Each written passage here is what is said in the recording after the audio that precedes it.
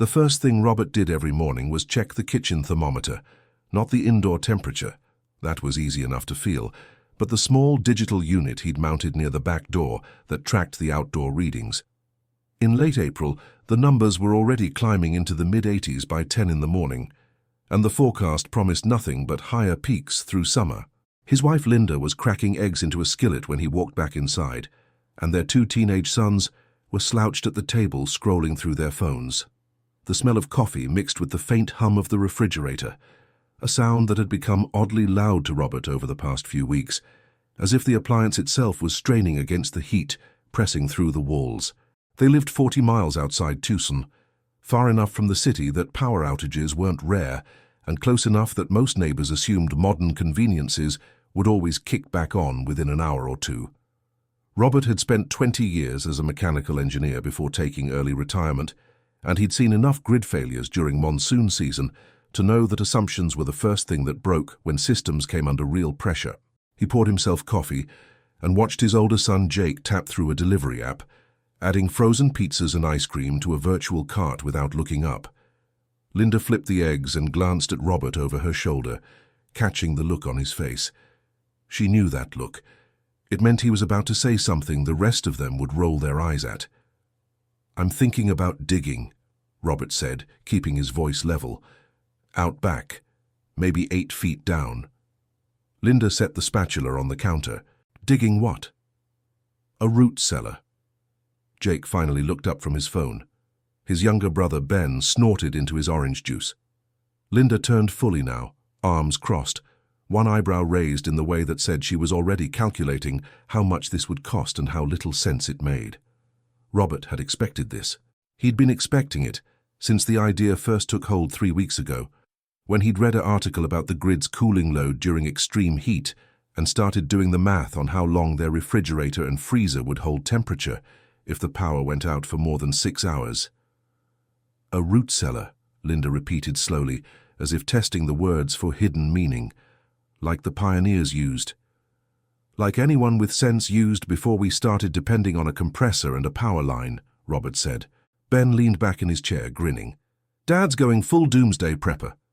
"I'm going full practical," Robert corrected. "We've had 3 outages this year already, each one longer than the last." Linda shook her head and turned back to the stove. "We have a generator. We have a generator that runs for 8 hours on a tank of gas that cost $70 to fill, and last time it ran it sounded like it was chewing gravel," Robert said. "And even if it runs perfectly, how long do you think frozen food lasts when the freezer's sitting in 115-degree heat and the compressor's fighting that hard?" No one answered. Linda plated the eggs and set them on the table with a finality that said the conversation was over. Jake and Ben exchanged a look, the universal sibling signal for dads being weird again, and went back to their phones. Robert drank his coffee and said nothing more, but the numbers were still running in his head. 8 feet of earth provided natural insulation that stayed between 55 and 60 degrees year-round, regardless of what the sun did to the surface. No moving parts, no fuel, no compressor fighting a losing battle against thermodynamics. Just dirt, stone, and the simple fact that the planet itself was a better cooling system than anything humans had bolted together in the last century. If you're watching this, and you've ever second-guessed your gut about preparing for something everyone else thought was overkill, drop a comment and let me know where you're watching from. I'd love to hear your story. And if you want more real-world survival strategies that don't rely on everything going right, hit that subscribe button so you don't miss what happens next. Robert spent the next 2 days measuring the backyard. He walked a grid pattern with a tape measure and a notepad, sketching sightlines from the house, and marking where the old property survey said the septic system ended. The ground was caliche heavy, a cement-hard layer of calcium carbonate that desert soil formed over centuries, but he dealt with worse during foundation pours on commercial projects. What mattered was finding a spot with good drainage that wouldn't flood during monsoon and wouldn't require blasting through bedrock. He settled on a location 30 feet from the back porch, slightly downhill so gravity would work in his favor, and far enough from the house that digging wouldn't destabilize anything structural. Linda watched him from the kitchen window while he pounded stakes into the ground to mark the corners. When he came inside for lunch, She had a sandwich waiting and that same look on her face. Not angry, just weary, like she was watching him chase something she couldn't see and wasn't sure she wanted to. "You're really doing this," she said. "I'm really doing it. How much is this going to cost?" Robert had run the numbers. Renting a backhoe for a weekend would set him back $1,200. Concrete for the walls and floor, another $800. Lumber for framing the roof and door, $300. Insulation, ventilation piping, shelving and miscellaneous, another $500 if he stayed careful. Total outlay just under $3,000, and that assumed he did all the labor himself. He told Linda the number straight. She set his sandwich down harder than necessary. $3,000 for a hole in the ground. $3,000 for climate-controlled storage that doesn't need electricity and will outlast both of us, Robert said. Jake wandered into the kitchen mid-conversation, opened the fridge, and pulled out a gallon of milk. "Wait, you're actually doing the crazy underground bunker thing?" "It's not a bunker, it's a cellar." "Sounds like a bunker," Jake said. He poured milk into a glass and looked at his mother. "Are we really letting him do this?" Linda sighed. "Your father doesn't need permission." "But you think it's insane, right?" Linda didn't answer immediately. She looked at Robert, and Robert looked back, and in that moment, he could feel the weight of 23 years of marriage pressing between them, the weight of every time he'd been right about something that looked wrong, and every time he'd been wrong about something that looked right. Finally, she shrugged. "I think it's a lot of money for something we'll probably never use." Jake took that as vindication. "So it's insane." "It's your dad being your dad," Linda said, and that was the closest she'd come to ending the discussion without outright support. Robert ate his sandwich in silence. He'd expected resistance. He'd expected mockery. What surprised him was how much it still stung when it came from the people who were supposed to trust his judgment most. That afternoon, Robert called the equipment rental company and reserved a backhoe for the following weekend. He spent the rest of the week pulling permits, researching soil compaction rates, and sketching ventilation designs on graph paper. Ben found the sketches on the kitchen table one evening and held them up like evidence. "Mom, look at this. He's got airflow diagrams." Linda glanced over while loading the dishwasher. "Of course he does." "This is so extra," Ben said. "It's not like we're living in the 1800s. Robert looked up from his laptop, where he'd been comparing concrete mix ratios. The 1800s didn't have air conditioning either, and people survived.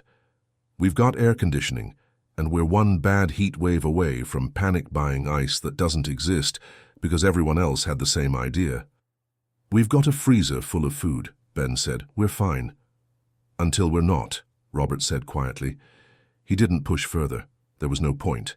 They'd see soon enough one way or another, and Robert had learned a long time ago that some lessons couldn't be taught with words.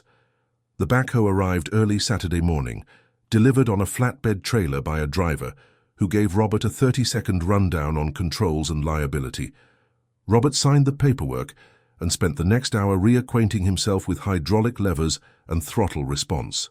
He'd operated heavy equipment during a summer job in college, but that was decades ago, and the first few scoops came out crooked and shallow. By noon, he'd found his rhythm.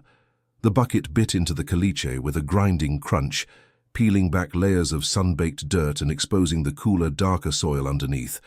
Dust rose in thick clouds that coated his arms and face, and the sun hammered down with the kind of intensity that made even breathing feel like work. Linda brought him water around too, standing at the edge of the growing pit and shaking her head. "You look like you're digging your own grave." "Digging everyone's insurance," Robert said, wiping sweat from his forehead with the back of his hand. "How's it look?" "Like a hole." Jake and Ben came out later, drawn by the noise and curiosity. They stood on the rim watching their father maneuver the backhoe, scooping out load after load and piling the dirt in a growing mound off to the side. Jake filmed a few seconds on his phone. Robert could see him framing the shot like it was a joke, some kind of viral "look at my weird dad" content, and then they both wandered back inside. The mockery was casual, almost reflexive, but it carried weight. Robert felt it in the way they looked at him, like he was some eccentric uncle building a doomsday shrine instead of a practical man solving a predictable problem. By Sunday evening, the pit was 8 feet deep, 12 feet long and 7 feet wide. Robert's shoulders ached and his hands were blistered despite the gloves, but the dimensions were right. He climbed down a ladder into the hole and stood on the packed earth floor, feeling the temperature drop even in the late afternoon heat. 10 degrees cooler at least, maybe 15. The air smelled like wet clay and stone, and the silence down there was startling. No hum of appliances, no buzz of power lines, just the solid quiet of the earth pressing in on all sides. He looked up at the rectangle of sky overhead and felt something settle inside him. This would work. He knew it the way an engineer knows when the math checks out and the materials align. The concrete pour took another weekend. Robert framed the walls with rebar and plywood forms, mixing batch after batch of concrete in a rented mixer and pouring it down into the forms, while Jake and Ben watched from the back porch with the same detached amusement they might give to a nature documentary. Linda stopped asking how much things cost and started asking when he'd be done. "Before monsoon," Robert said, and she nodded like that was a deadline that meant something beyond just finishing the project. The principle behind a root cellar was older than refrigeration and simpler than most people realized. Soil temperature below the frost line, about 8 feet in this climate, remained remarkably stable throughout the year because the thermal mass of the earth absorbed and released heat so slowly that seasonal swings barely registered. In summer, the surrounding ground stayed cool because it had been insulated from the sun's direct radiation by sheer depth. In winter, it stayed relatively warm for the same reason. Add minimal ventilation to prevent moisture buildup and mold, and you had a space that could store perishables for months without mechanical intervention. No compressor to fail, no refrigerant to leak, no dependence on a grid that could drop offline the moment demand spiked beyond capacity. Robert installed 2 ventilation pipes, one low on the north wall to draw in cool air, one high on the south wall to let warm air escape, and capped them with wire mesh to keep out rodents and insects. He poured a concrete floor with a slight grade toward a center drain, just in case water ever seeped in, and framed the ceiling with pressure-treated lumber strong enough to support the load of dirt he'd pile back on top. The door was the hardest part. A heavy insulated steel unit he scavenged from a commercial refrigerator salvage yard, fitted into a concrete frame and hung on industrial hinges. When he finally swung it closed from inside and through the latch, the darkness was absolute. He flicked on his headlamp and looked around at bare concrete walls, empty shelves waiting to be filled, and a space that smelled like wet cement and raw earth. It felt like standing inside a lung, cool, still, breathing through those ventilation pipes in a slow rhythm that had nothing to do with electricity or human convenience. He emerged blinking into the sunlight and found Linda standing at the edge of the excavation. She looked down at the cellar entrance, just the top of the door frame visible above ground level, the rest buried under the slope of dirt he'd piled back over the roof, and frowned. "You're sure this is safe?" "Safer than a basement," Robert said, "and a hell of a lot more useful when the grid goes down." "If the grid goes down," Linda corrected. "When?" Robert said again, but he didn't push it. He spent the next few days backfilling the roof, mounding dirt over the top, until only the door and ventilation pipes broke the surface. He seeded the mound with native grasses and installed a simple wooden staircase down to the door, 10 steps cut into the earth and reinforced with landscape timbers. From a distance, it looked like a landscaping feature, a raised garden bed maybe, or decorative earthwork. Up close, the steel door and pipes gave it away, but Robert didn't care about aesthetics. He cared about function. The first test came 3 weeks later, not from disaster but from opportunity. A neighbor 2 miles down the road was selling off a chest freezer after upgrading to a larger unit, and Robert bought it for $100 and hauled it home in his truck. He didn't plug it in. Instead, he carried it down the cellar stairs one piece at a time, disassembling it into manageable sections, and reassembled it at the back of the cellar as a simple insulated storage box. Linda watched him work with her arms crossed. "You bought a freezer to not use it as a freezer." "I bought an insulated box with a seal," Robert said, "and down here it'll keep things cold without drawing a single watt." He loaded it with a gallon of milk, a dozen eggs, a package of chicken, and several pounds of butter. Upstairs, he set identical items on the kitchen counter in the heat. The kitchen thermometer read 97 degrees indoors. The air conditioning was running, but the afternoon sun was brutal. He told Linda and the boys what he was doing, framing it as an experiment. Jake laughed. "You're testing milk in a hole? Testing whether we need to depend on a machine that depends on a grid that depends on everything going right," Robert said. 24 hours later, the milk on the counter had separated and soured. The eggs were slick with condensation and questionable. The chicken smelled wrong. Robert descended into the cellar and opened the freezer box. Cool air spilled out, maybe 60 degrees, and the milk inside was fresh. The eggs were perfect. The chicken showed no signs of breakdown. He brought the cellar milk upstairs and poured 2 glasses, one from the counter batch, one from the cellar. The difference was obvious. Linda smelled the counter milk and made a face. Jake refused to even try it. Ben took 1 sip of the cellar milk and shrugged. "Tastes normal." "Exactly," Robert said. But no one called it a win. Linda pointed out that they'd never intentionally leave milk on the counter anyway, so the test was flawed. Jake said the whole experiment was weird and proved nothing except that Robert had too much time on his hands. The mockery was gentler now, tinged with humor instead of outright dismissal. But it was still mockery. Robert didn't argue. He knew the real test hadn't come yet. The real test was waiting somewhere in the summer ahead, building in the jet stream, gathering heat over the desert like a pressure cooker with no release valve. The weather forecast started changing in early June. A high-pressure dome was forming over the southwestern states, the kind of atmospheric pattern that trapped heat and blocked any chance of rain or relief. Meteorologists on the evening news used words like unprecedented and historic, which Robert had learned over the years meant worse than we're comfortable admitting. Temperatures were projected to hit 115 degrees for multiple consecutive days, possibly stretching into a 2-week period. The city issued warnings about power conservation, asking residents to set thermostats to 80 degrees and avoid using major appliances during peak hours. Robert watched the forecast and felt a cold clarity settle over him. This was it. This was the test he'd been building for. Linda watched the same forecast and reached for her phone, pulling up the calendar. "We should stock up before it hits. Everyone's going to panic buy once it gets closer." Robert nodded. Already planning on it. They hit 3 grocery stores over the next 2 days, loading the cart with staples that didn't require refrigeration.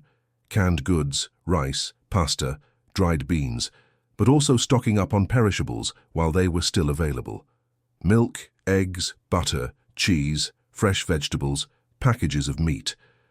Linda questioned the strategy. "We can't use all this before it spoils, even with the fridge running." "We're not using the fridge," Robert said. "We're using the cellar." Linda stopped pushing the cart.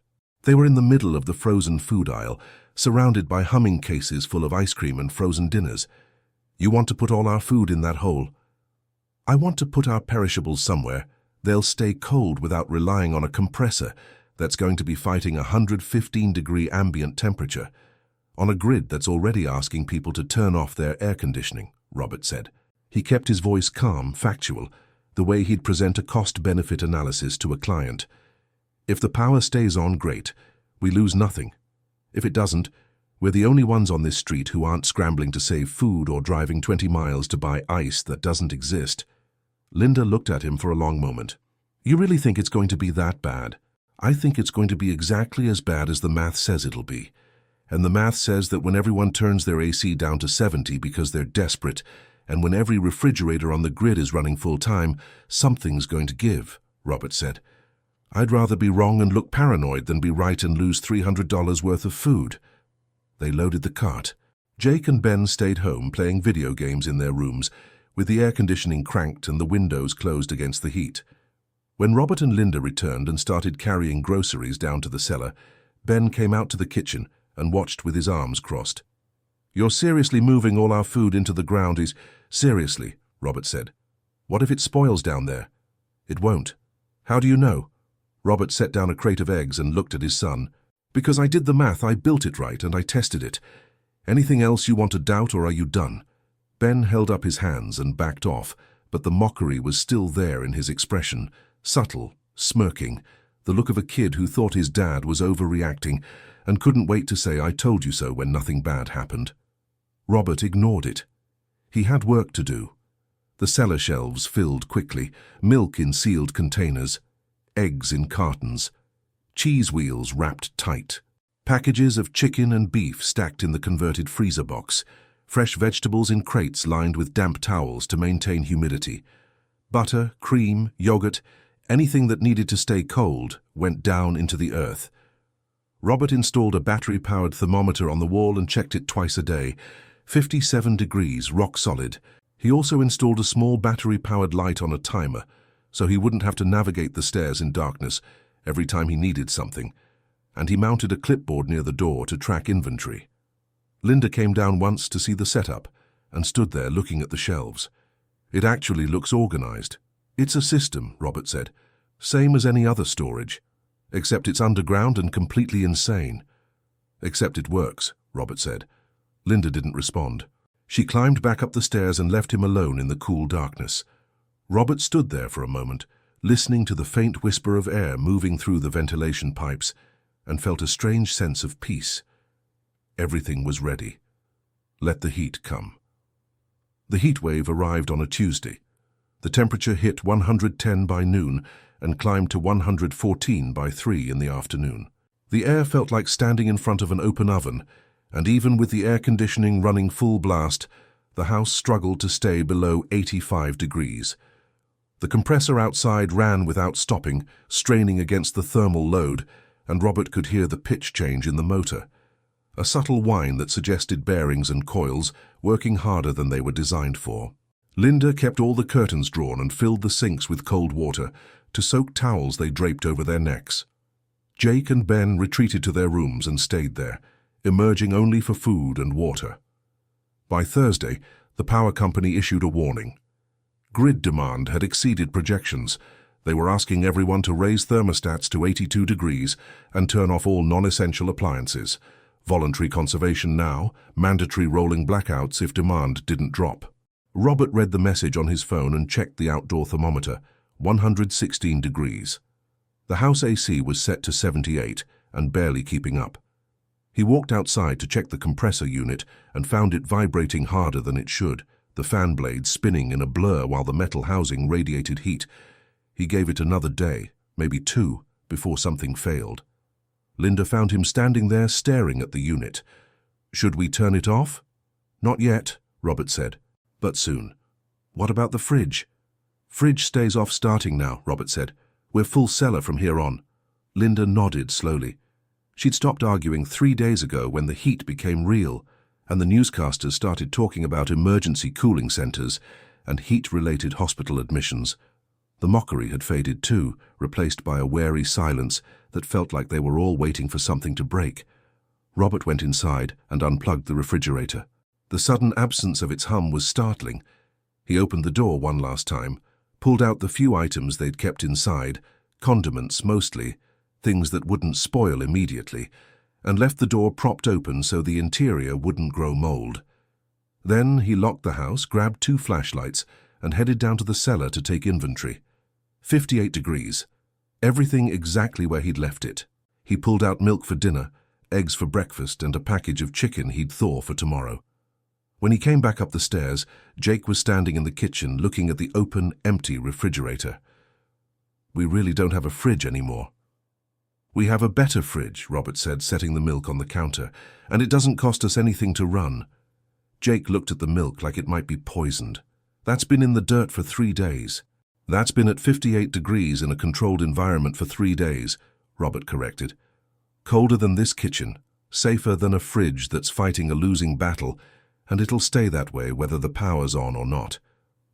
Jake opened the milk, sniffed it, and poured a glass.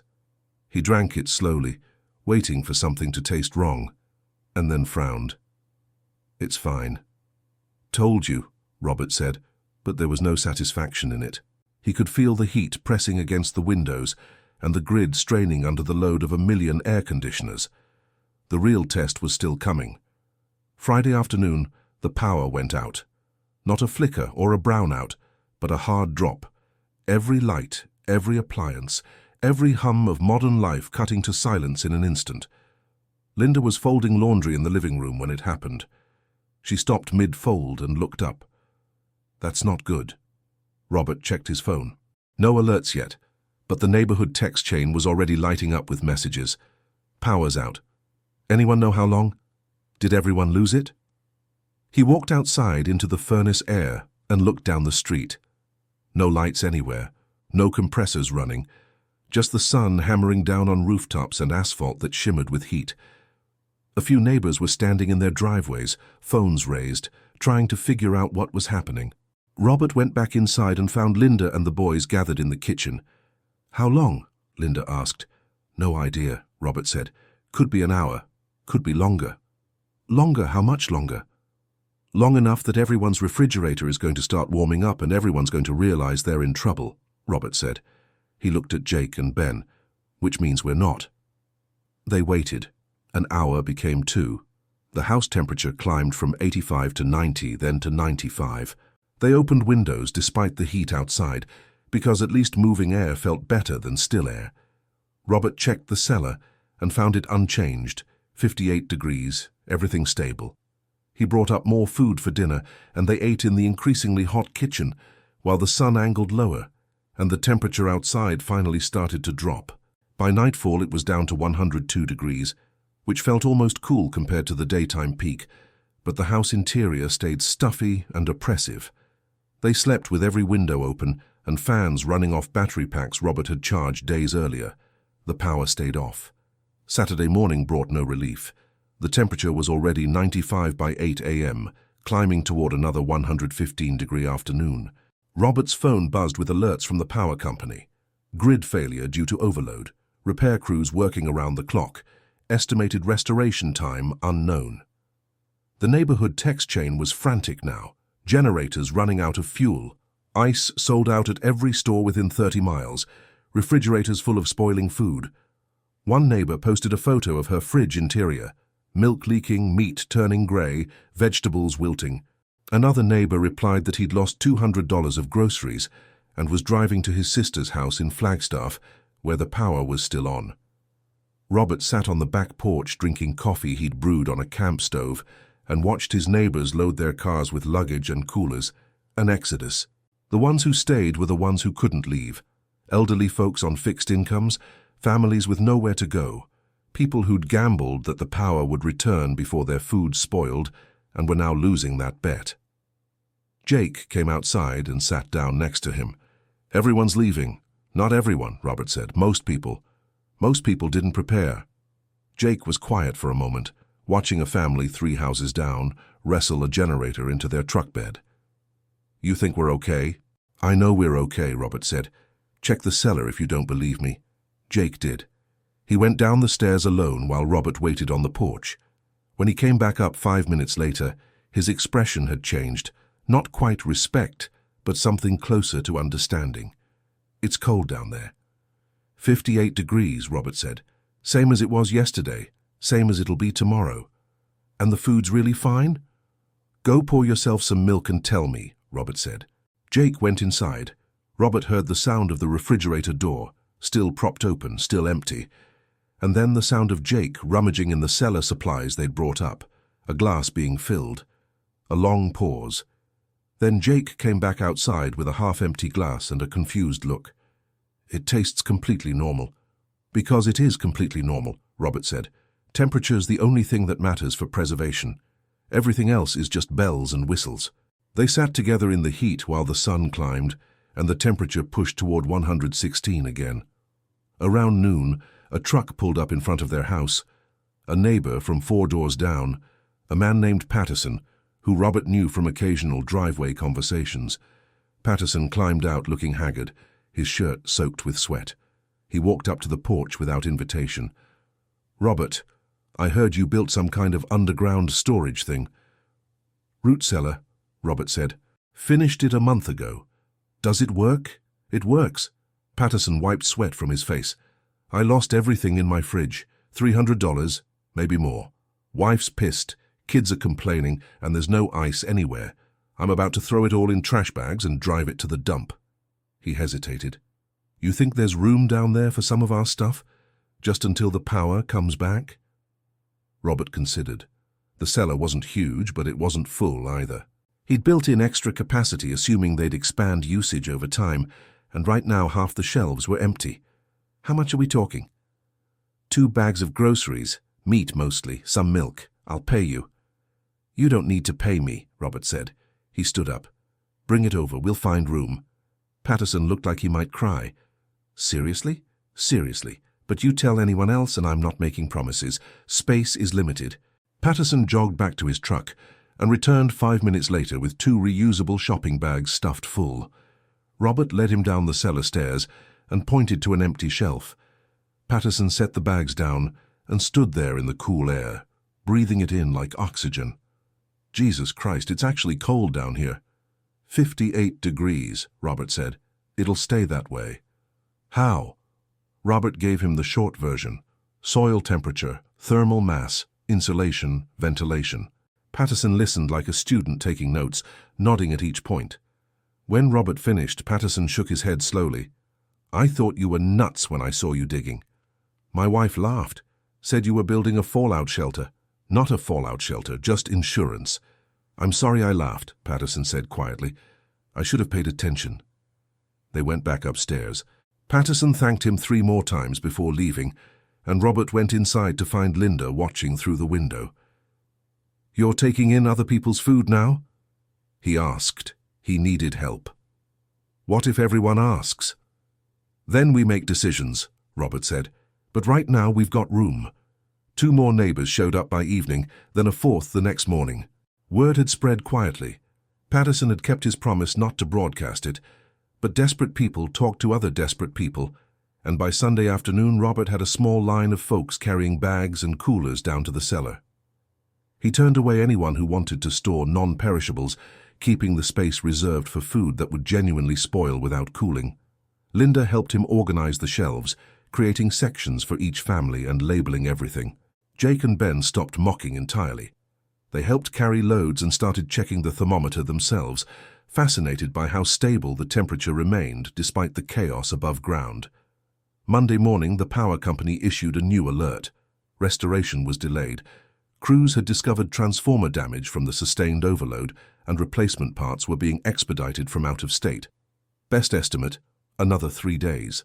The neighborhood text chain went from frantic to resigned.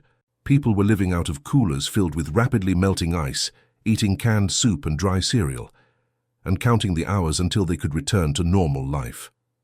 Robert walked down his street in the early morning heat and saw the evidence of failure everywhere, trash bins overflowing with spoiled food, the smell of rot hanging in the still air, and more than one house sitting dark and silent as families gave up and left town. He returned home and descended into the cellar to check inventory. 57 degrees. Every shelf organized. Milk still fresh, eggs still good, meat still safe, vegetables still crisp. Patterson's food, the other neighbor's food, his family's food. All of it stable, all of it preserved, all of it proof that the system worked.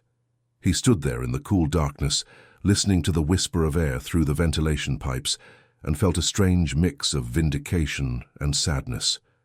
Vindication because he'd been right. Sadness because being right meant watching other people suffer consequences they could have avoided.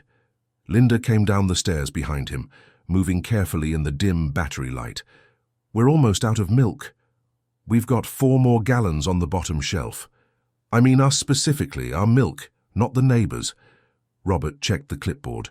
She was right. They'd been using their own supplies to avoid any appearance of unfairness, and their personal stock was running lower than expected. I'll add it to the shopping list for when things open back up. If things open back up, Linda said.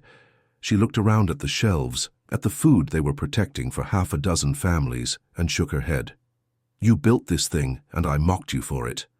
You weren't the only one, Robert said gently. I should have trusted you. You did trust me. You just didn't agree. There's a difference.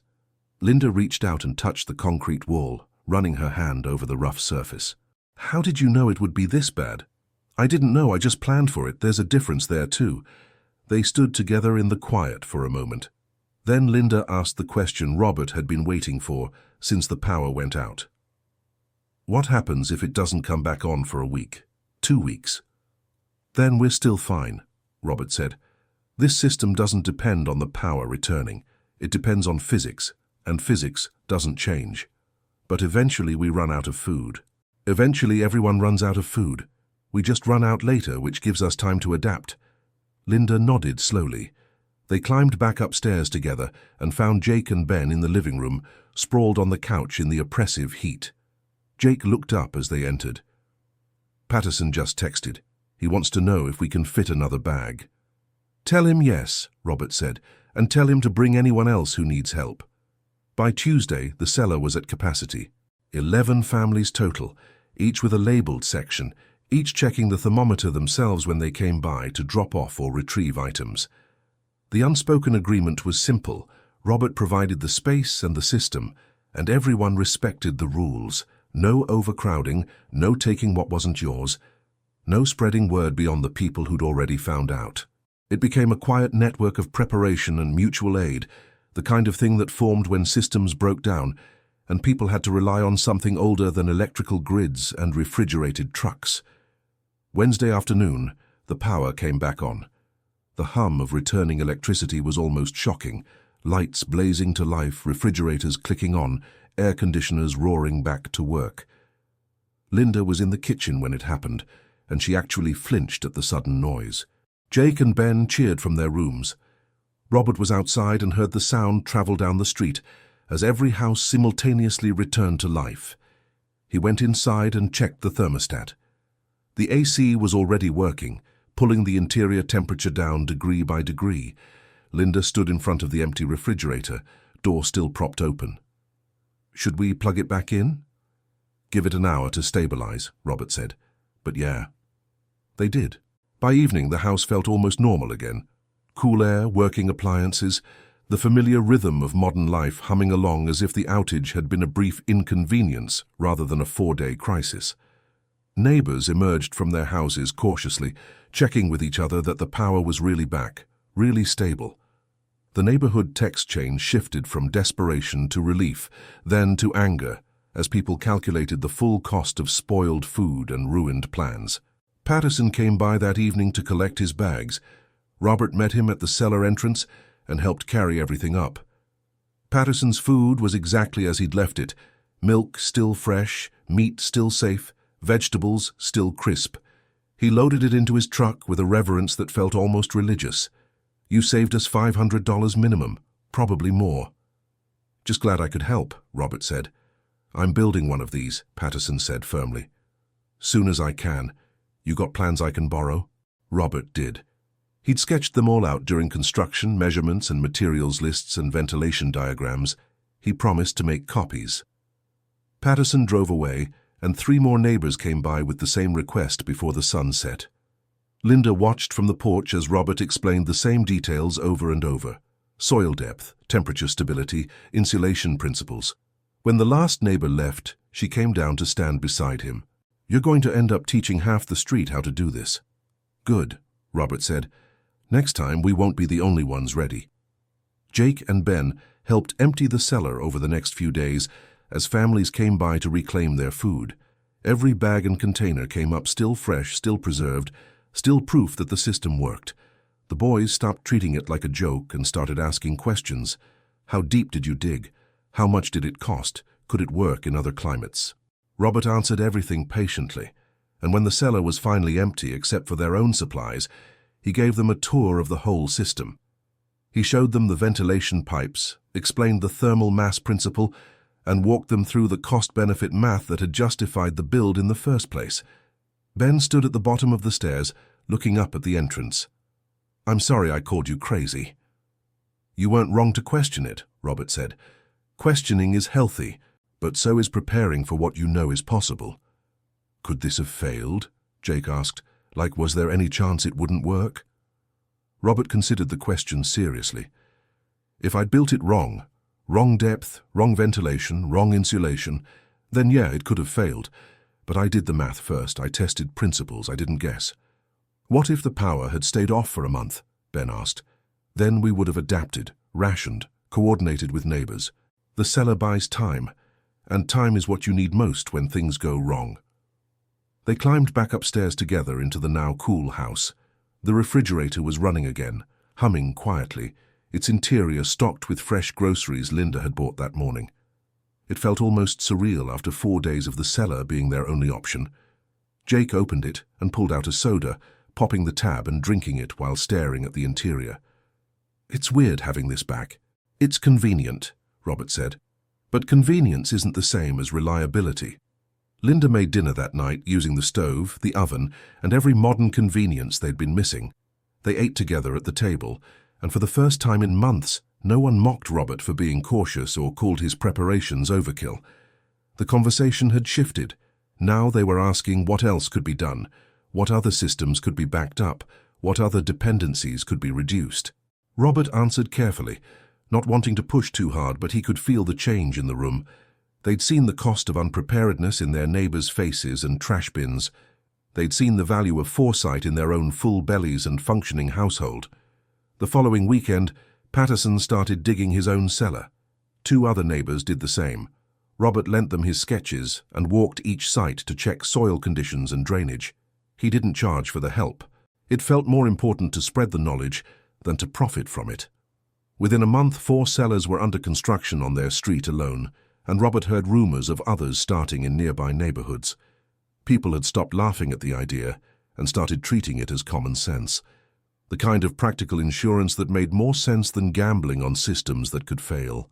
The heat wave broke in mid-July, temperatures finally dropping back into the normal triple-digit range that felt almost cool by comparison. The grid stabilized. The power company issued a report blaming the outages on unprecedented demand and aging infrastructure, promising upgrades that would take years to implement. Robert read the report and knew that next summer would bring the same risks, the same strain, the same potential for collapse. But now his family knew it too. Now his neighbors knew it. Now there were backup systems in place that didn't depend on everything going right. Robert checked the cellar one last time before winter storage season, descending the stairs into the familiar, cool darkness. 58 degrees, stable, reliable.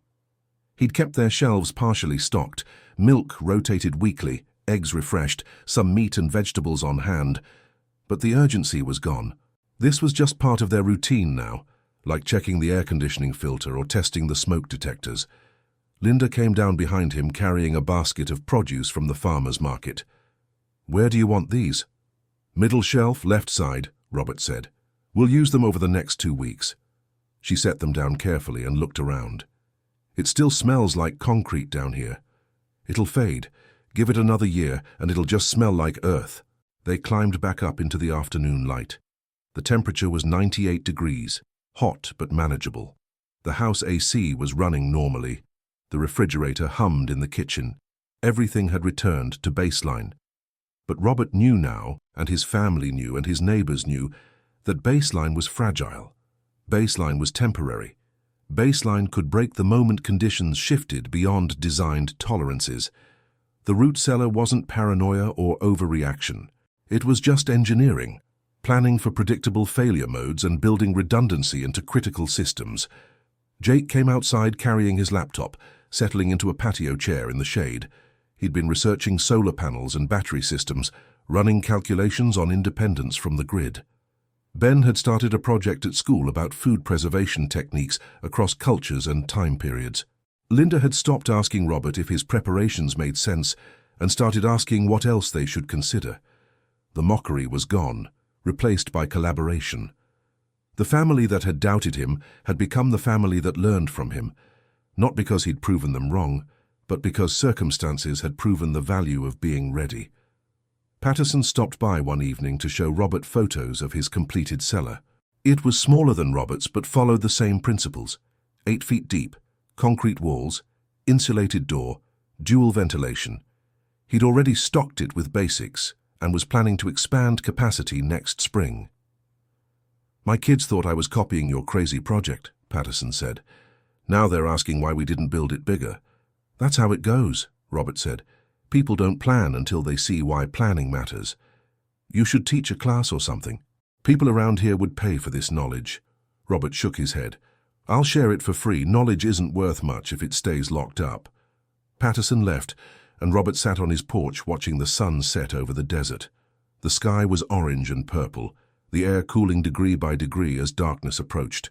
Somewhere in the distance, another heat wave was forming. Another grid failure was waiting to happen. Another test of preparation and resilience. Robert knew that much the same way he knew soil temperature stayed stable below 8 feet. It was just physics, just patterns, just reality playing out according to predictable rules. The root cellar door was barely visible from the house, just a steel rectangle and 2 PVC pipes breaking the surface of the landscaped mound. It didn't look like much, but it represented something bigger than food storage or temperature control. It represented the difference between depending on systems that could fail and building systems that couldn't. It represented the gap between hoping everything worked out and ensuring that even when things fell apart, you'd already planned for the failure. Robert's family had mocked him when he started digging.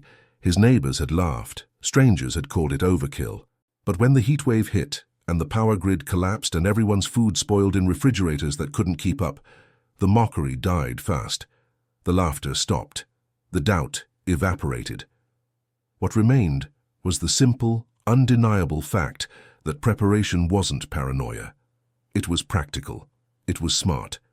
It was the difference between surviving a crisis and becoming a casualty of circumstances you saw coming but chose to ignore. He stood and walked down to the cellar one more time before bed, just to check the temperature out of habit. 58 degrees, steady as always.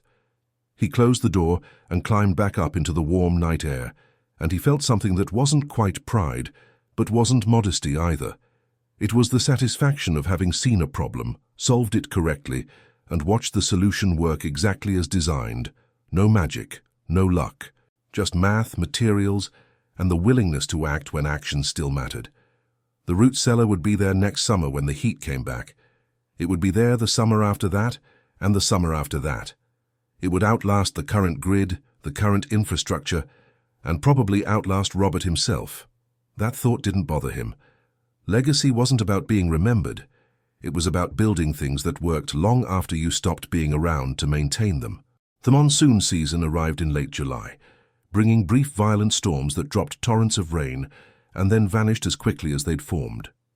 Robert checked the cellar drainage after each storm, descending the stairs to verify that the floor remained dry and the ventilation pipes hadn't clogged. Everything performed exactly as designed. The water sheeted off the mounded earth, followed the natural grade away from the entrance, and left the interior untouched. He'd built in redundancy for water management because desert storms were unpredictable and flash flooding was a legitimate risk, but the redundancy proved unnecessary. Gravity and proper grading did the work without backup systems. Linda started using the cellar for more than just emergency storage. She discovered that homemade bread stayed fresh longer in the stable, cool temperature, and that root vegetables she bought in bulk could last for weeks without refrigeration. The cellar became an extension of their kitchen, rather than a separate crisis system, integrated into daily routines instead of waiting dormant for disaster. She reorganized the shelves to separate emergency stock from regular rotation items, labeling everything with dates and keeping a detailed inventory on the clipboard. Robert watched her work and felt a quiet satisfaction that had nothing to do with being proven right. She'd taken ownership of the system. It was no longer just his project, it was theirs.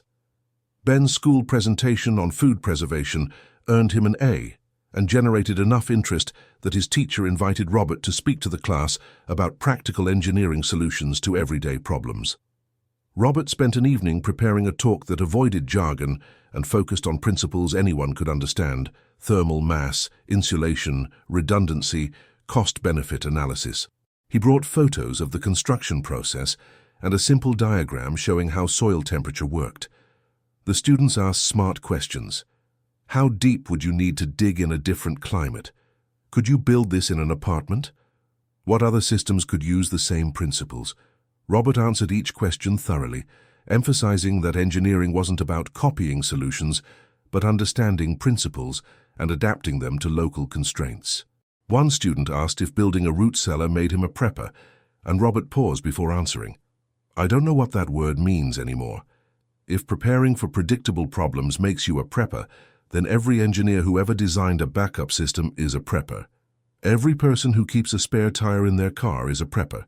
I just saw a risk, calculated the likelihood, and built insurance. You can call that whatever you want. The teacher thanked him afterward and mentioned that several parents had already emailed asking for his contact information. Robert gave it freely.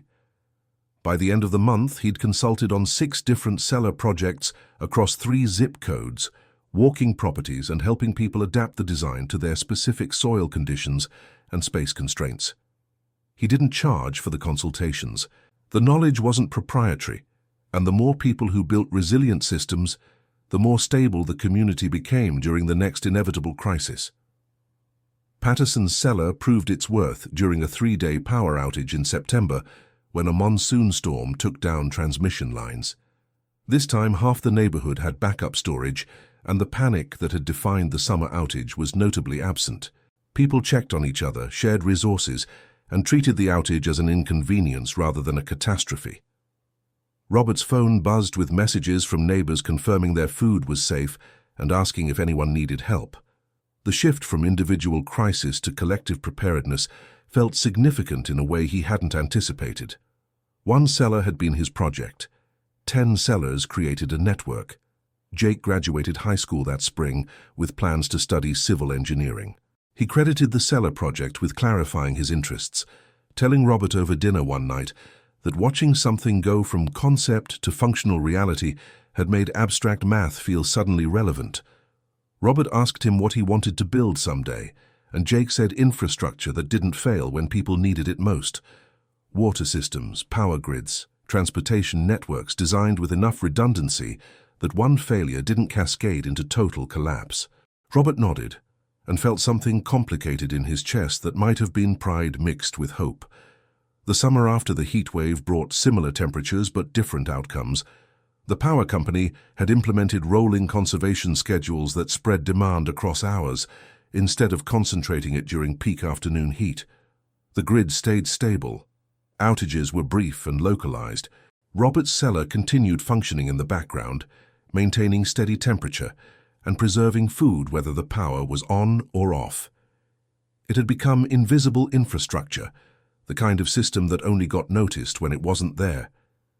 Linda planted a garden on top of the cellar mound that first spring, using the raised earth as a natural bed for tomatoes, peppers, and herbs. The plants thrived in the slightly elevated position with good drainage, and she joked that Robert had accidentally built her the perfect growing platform. He helped her install drip irrigation and showed her how the ventilation pipes could double as plant stakes if she needed them. The cellar entrance disappeared further into the landscape, camouflaged by greenery and domestic normalcy. Visitors to their house rarely noticed it unless specifically pointed out. Ben brought home a girlfriend in his senior year, a sharp-eyed girl named Casey, who asked pointed questions about everything and didn't accept vague answers. She noticed the cellar door during her second visit and asked what it was. Ben gave her the full explanation: the heat wave, the grid failure, his father's foresight, the neighborhood impact. Casey listened with the kind of focus that suggested she was calculating something deeper than just the surface story. Afterward, she asked Robert if she could see it. He took her down the stairs into the cool darkness and watched her process the space. She touched the concrete walls, checked the ventilation pipes, examined the shelving systems and the temperature gauge. "This is brilliant," she said finally. "Not just the engineering, the social engineering. You built a system that turned neighbors into a network." "I built a hole that stays cold," Robert said. "People did the rest." "No," Casey said firmly. "People followed your example. That's leadership whether you frame it that way or not." Robert didn't argue. They climbed back upstairs and Casey spent the rest of the evening asking questions about failure modes, cost analysis, and scalability. She was studying urban planning with a focus on climate adaptation, and she saw the Cellar as a case study in grassroots infrastructure development. Before she left, she asked if she could interview Robert for a research paper. He agreed on the condition that she interview Patterson and the other neighbors too. The story wasn't about one person being smart. It was about a community learning together. The paper Casey eventually wrote won a regional competition and got published in a trade journal focused on resilient community design. Robert received a copy in the mail with a handwritten note thanking him for his time and insights. He read it once, recognized his quotes woven throughout, and filed it in a drawer. Recognition felt unnecessary, The system worked or it didn't. The community was more prepared or it wasn't. Everything else was narrative decoration. A documentary filmmaker reached out 2 years after the initial heatwave, interested in profiling families who'd adapted to climate stress through practical engineering rather than political advocacy. Robert declined. He didn't want attention, didn't need validation, and didn't trust that his choices would be presented without agenda. But he gave the filmmaker Patterson's contact information and suggested talking to the whole neighborhood instead of focusing on any individual. Patterson called him later, laughing. "You turned down a documentary about your own project." "It's not my project anymore," Robert said. "It's everyone's insurance policy, big difference." The filmmaker eventually made the documentary anyway, focusing on Patterson and 2 other neighbors who'd built cellars after the crisis. Robert appeared in exactly 3 shots. Background footage of him checking his garden, no interview, no narration. That felt appropriate. He'd started something, but what mattered was that it had spread and sustained itself without requiring his continued involvement. Resilient systems didn't depend on founders staying engaged. They worked because the design was sound and the need was real. Jake finished his engineering degree and took a job with a firm that specialized in water infrastructure for arid regions. His first project involved designing a backup distribution system for a town in Nevada that had suffered repeated supply failures during drought conditions. He called Robert from the field one evening, describing the challenges of building redundancy into legacy systems that weren't designed for it. Robert listened and offered perspective from his own career, places where he'd seen good designs sabotaged by poor implementation, and places where mediocre designs had succeeded through careful execution and community buy-in. The conversation lasted 2 hours.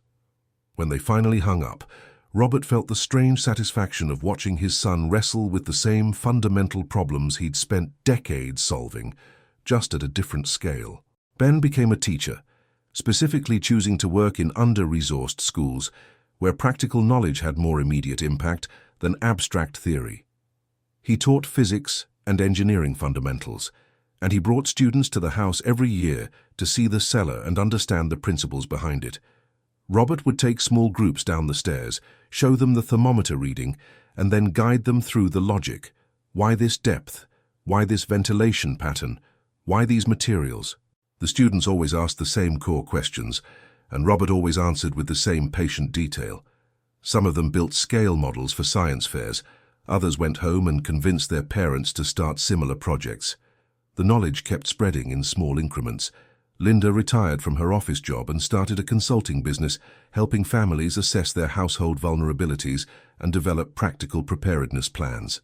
She wasn't teaching people to build cellars specifically, though she referred plenty of clients to Robert for that, but rather helping them think systematically about dependencies, failure points, and realistic backup options. She had a gift for translating Robert's engineering mindset into accessible language that didn't trigger resistance or mockery. Her client base grew steadily through word-of-mouth referrals, and she found herself traveling to conferences and giving workshops on household resilience. Robert watched his family transform their experience into broader impact and felt a quiet contentment he'd never experienced during his engineering career. Corporate projects had been about meeting specifications and staying within budget. This was about changing how people thought about risk and responsibility. The cellar had been a catalyst, but the real success was the mindset shift, the recognition that preparation wasn't paranoia and that small preventative actions could prevent large downstream consequences. The grid failed again 5 years after the original heatwave, this time during a winter cold snap that froze natural gas pipelines and forced rolling blackouts across the southwest. Robert's cellar, designed for keeping things cold, suddenly became valuable for keeping things from freezing. He moved temperature-sensitive items down the stairs, medications, certain foods, even some houseplants Linda was worried about, and the stable 58 degrees protected everything while the house interior dropped into the 40s. The irony wasn't lost on him. Good design solved problems in both directions. Patterson called during the blackout, his own cellar serving the same function. "You built this thing for heat, and it's saving us from cold." "Built it for stability," Robert corrected. Heat and cold are just opposite extremes of the same problem. The neighborhood network activated again, people checking on elderly residents and families with young children, sharing generator hours and coordinating food preparation. The cellars provided thermal refuges where people could store critical items without worry. This time, nobody needed Robert to explain anything.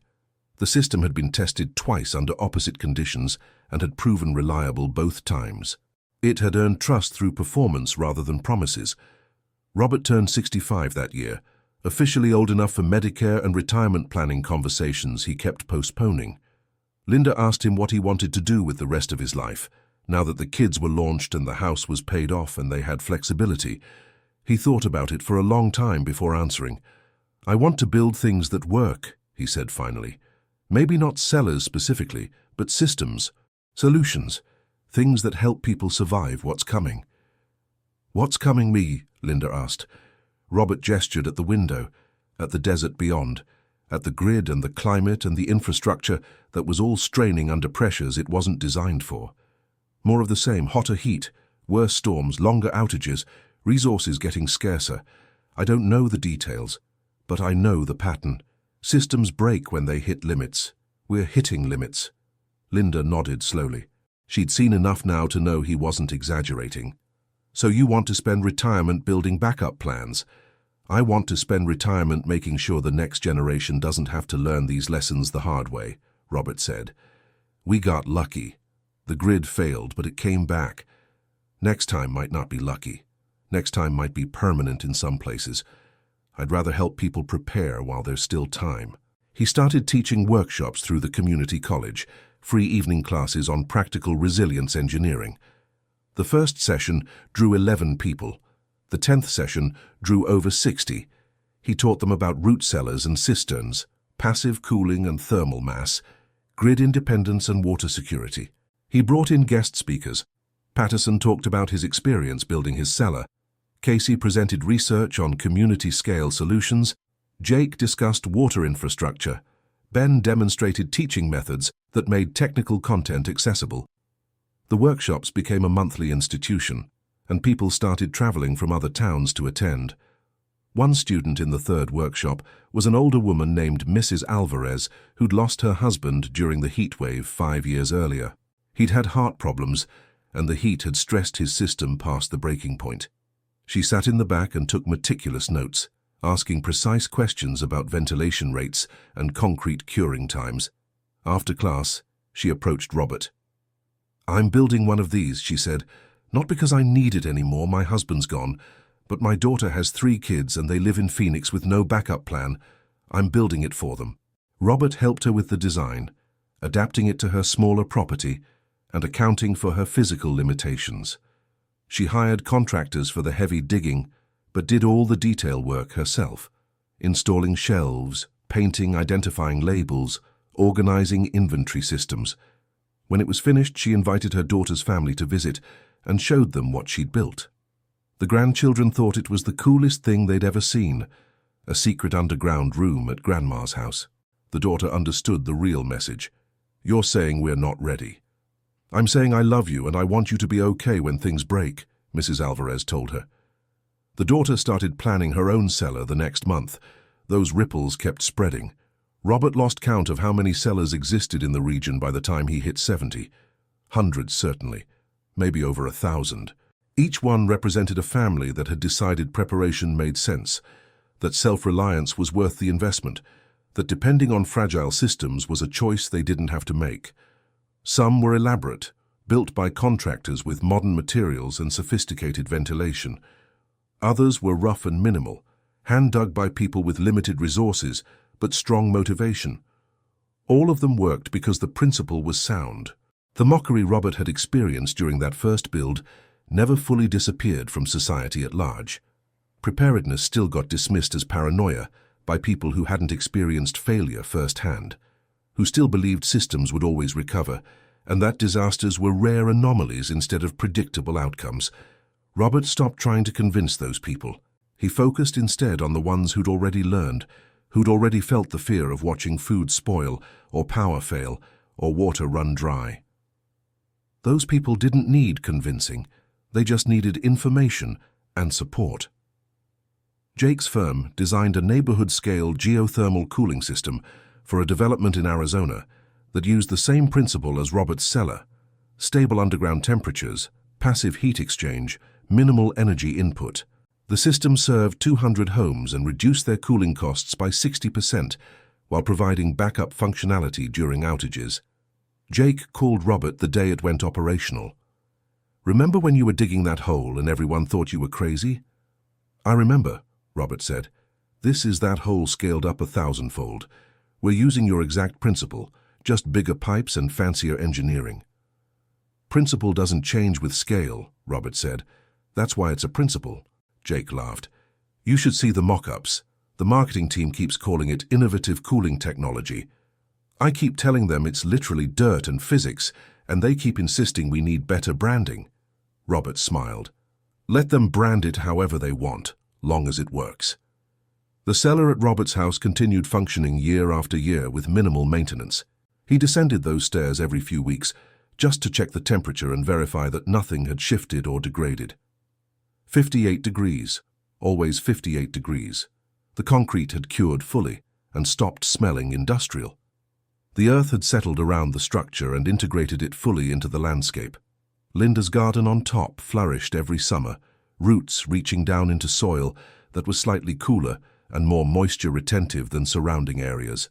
The whole system had become invisible, ordinary, taken for granted, which meant it had succeeded completely.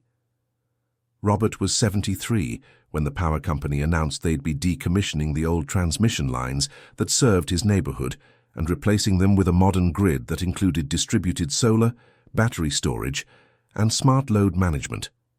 The upgrade would take 18 months and involve periodic planned outages. His neighbors barely reacted to the news. Nearly every house on the street had some form of backup storage now: cellars, solar panels, battery systems, or combinations of all three. The announcement that would have caused panic a decade earlier was met with shrugs and minor adjustments to routine. The community had adapted, and the adaptation had become culture. Patterson died at 79 suddenly, from a stroke that gave him no warning and no chance to prepare. His wife called Robert afterward and asked if he would speak at the service. Robert agreed, though he dreaded public speaking and had avoided it most of his life. He stood at the podium in the small church and looked out at faces he'd known for decades, neighbors who'd watched him dig, who'd mocked him and then joined him, who'd learned alongside him. He told them Patterson's story. Not the whole life, but the part that mattered for this audience. The part about being willing to admit he was wrong, willing to learn, willing to act. "He lost $300 of food and learned a lesson worth 10 times that," Robert said. Then he taught that lesson to everyone who'd listen. That's the kind of man we need more of. That's the kind of man he was. Afterward, Patterson's wife pulled Robert aside. "Tom always said you saved our family that summer, not just the food, the example." "He did the same for a lot of other people," Robert said. "That matters more." Linda's health declined slowly in their late 70s. Nothing catastrophic, just the gradual accumulation of age, arthritis that made stairs difficult, blood pressure that required careful monitoring, energy that diminished month by month. Robert adapted their routines. He handled all the cellar trips alone now, bringing up what they needed when they needed it. Linda joked that she'd finally achieved her goal of never having to go down there, but Robert could see the frustration behind the humor. She'd always been independent, always capable, and losing that capacity bit by bit hurt in ways that had nothing to do with physical pain. "The cellar's still there," Robert told her one evening when she was particularly frustrated. "Still working, still keeping us ready. That was your work as much as mine." "You dug it," Linda said. "You filled it. You organized it. You made it part of our lives instead of just an emergency backup. That's what made it actually useful." Linda reached across and took his hand. "I'm glad I stopped mocking you. I'm glad you started trusting me." They sat together in the quiet house, listening to the hum of the air conditioning and the distant sound of neighborhood kids playing basketball in a driveway. Life continuing, systems functioning, the grid holding for now. Robert knew it wouldn't hold forever. Nothing held forever, but they'd built enough resilience to handle most of what came next, and they'd taught enough people that the knowledge would survive them both. That felt like enough. That felt like legacy. The cellar would be there after Robert was gone. It would keep working through whatever came next: heat waves or freezes, droughts or floods, slow decline or sudden collapse. The concrete would crack eventually. The ventilation would need replacing. The structure would require maintenance. But if someone kept caring for it, kept understanding why it mattered, it could function for generations. Not because Robert had built it perfectly, but because the principle was timeless and the need was permanent. The temperature 8 feet down would still be 58 degrees in 100 years. Physics didn't care about human plans or human politics. It just kept working according to immutable rules that rewarded preparation and punished assumption. His family had mocked him when he started building. The mockery had stung then, sharp and personal. Looking back, it felt like something that had happened to a different person in a different life.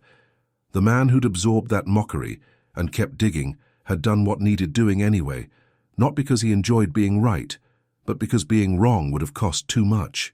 The family that had mocked him had learned, had adapted, had carried those lessons forward into their own work and lives. That transformation mattered more than vindication. That growth mattered more than any "I told you so" he could have delivered. Robert stood at the cellar entrance one last time as the sun set on another desert evening. The temperature was dropping from 98 toward 80, the sky shifting through shades of orange and purple. Somewhere in the city, the grid was managing load. Somewhere in the jet stream, weather patterns were forming. Somewhere in the future, another crisis was approaching that would test whether people had learned anything from the last one. Robert couldn't control any of that, but he'd built something that worked, taught people how to build it themselves, and watched the knowledge spread until it became normal instead of radical. That was enough. That was everything. He closed the cellar door and walked back inside where Linda was waiting, and he felt the kind of peace that came from knowing you'd prepared as well as you could for circumstances you'd never fully control.